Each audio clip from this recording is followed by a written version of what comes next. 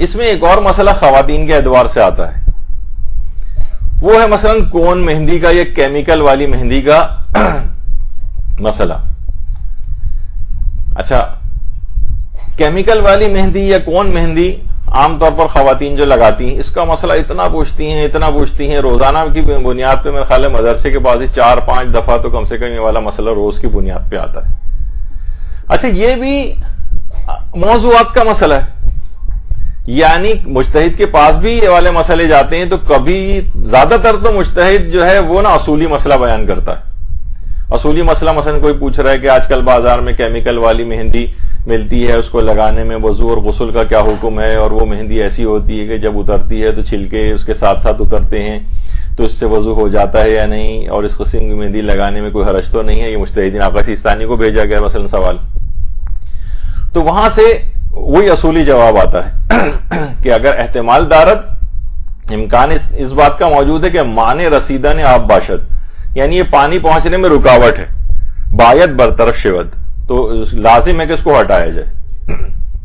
اچھا، اب مسئلہ یہ ہے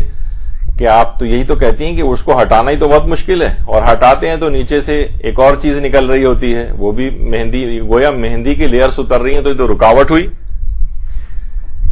تو مجتہد نے اصولی مسئلہ بیان کیا کہ اگر احتمال ہے اس کا کہ یہ پانی پہنچنے میں رکاوٹ ہے تو اس کو ہٹائیے۔ مجتہد اب ساری اقسام جا کے ڈسکس نہیں کرے گا، اور کبھی مجتہد اپنی رائے دے دے گا۔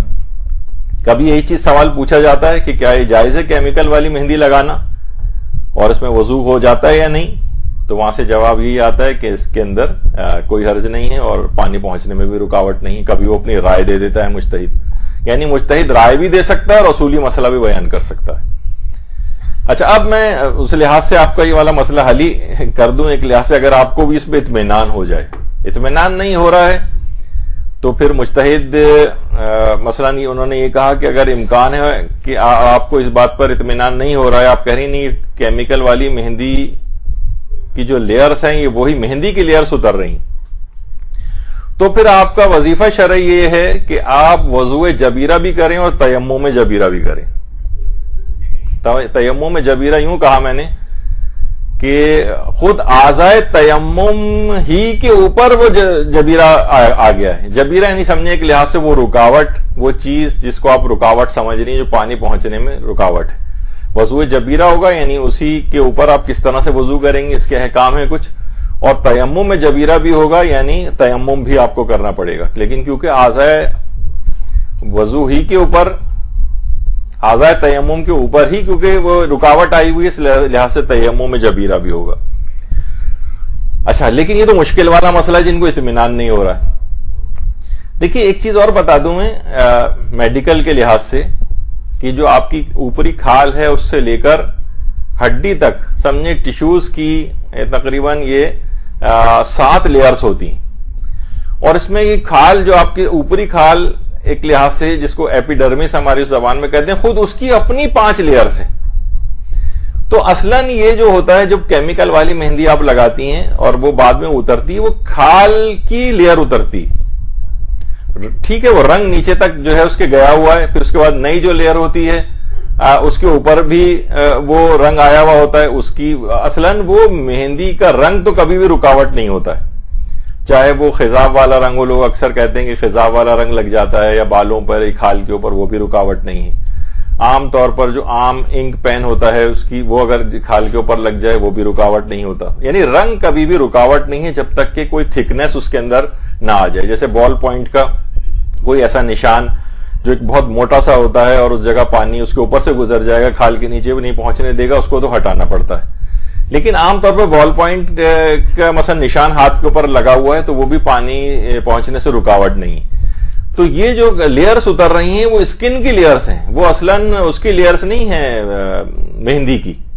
تو اس لحاظ سے اس کے اندر کوئی حرج نہیں، اگر اس تحقیق پر آپ کو اطمینان ہے تو اگر آپ یہ والی مہندی لگا بھی رہی ہیں، بس مہندی کا وہ ایک فقہی مسئلہ آپ کے دماغ میں رہنا چاہیے کہ اگر مہندی ہاتھوں کے اوپر اس انداز سے لگی ہوئی ہو کیونکہ یہ زینت میں آتی ہے تو پھر ہاتھوں کو نامحرم سے چھپانا پڑے گا نہ۔ اب وہ کسی بھی ذریعے چھپائے، ہم یہ نہیں کہہ رہے کہ مہندی لگانا حرام ہے، ہاں اگر اس کو لگا کے لازمی ہاتھ نہیں چھپائے جا رہے ہیں اور نامحرم کے سامنے آ رہا ہے تو وہ تو تب تو حرام ہوگا، لیکن اصلاً مہندی لگانا حرام نہیں ہوگا، بلکہ ہاتھوں کو زینت والے ہاتھوں کو نامحرم کے سامنے ظاہر کرنا وہ حرام ہوگا. اب ہاتھ کو آپ چادر کے اندر رکھیں, گلوز پہنیں, چھپائیں, کچھ بھی کریں, تو بہرحال یہ پردے کے لحاظ سے مسئلہ ہے. لیکن وضو اور غسل کے اعتبار سے کوئی مسئلہ نہیں. تو مجتہدین کے پاس اگر آپ یہ بار بار جو سوال جاتے ہیں, علماء کے پاس جاتے ہیں, یہ اصلاً موضوعات کا مسئلہ ہے. یہ تقلیدی مسئلہ ہی نہیں ہے کہ وہ اپنی رائے دے گا بھی تو اس کی اپنی ایک رائے سمجھی جائے گی. کبھی وہ رائے دے دیتا ہے کہ نہیں رکاوٹ نہیں ہے, اور کبھی وہ رائے نہیں دیتا